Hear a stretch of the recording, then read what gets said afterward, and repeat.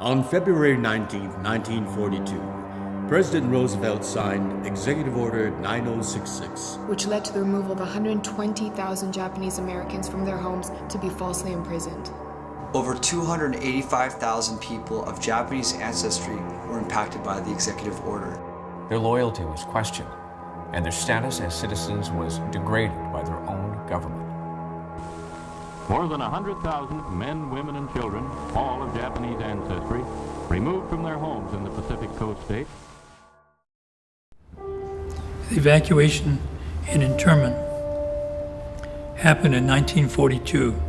As the time went on, President Reagan came into office, and he then appointed the commissioners for the Commission on Wartime Relocation and Internment of Civilians.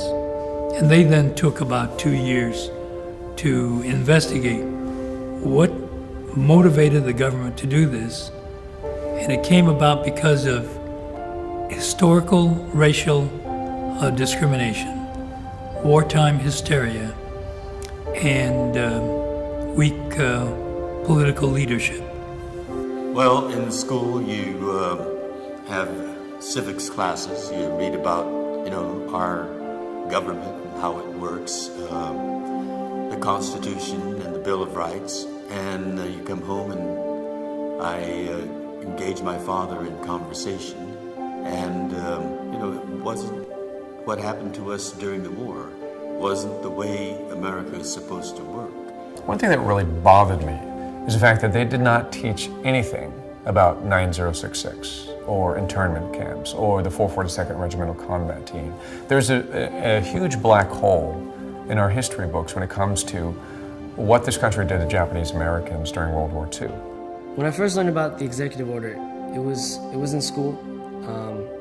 It was in our textbooks, but I remember it not being a very prominent piece of information in the books. And so, you only hear the sides about the negative sides of the Japanese attacking Pearl Harbor, for example, but you don't hear too much about, what happened to the Japanese Americans that were here. They did mention the executive order, which is when I began wondering if my family was affected by it. So I'm of Chinese and Taiwanese descent. Even though I'm not Japanese American, I feel like this relates a lot to me. I think it applies to all of us as Americans, that we can't let something like this happen in history again.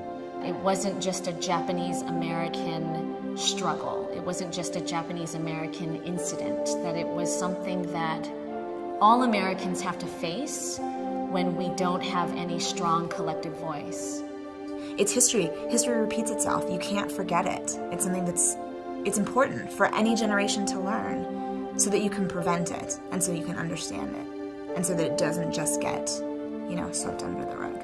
We're in a day and age right now where YouTube and Facebook and MySpace, all of these sites are incredible ways for us to share information, and videos like this, even if they're just a few minutes long, can really, really impact not just a small group of people here, but the entire world.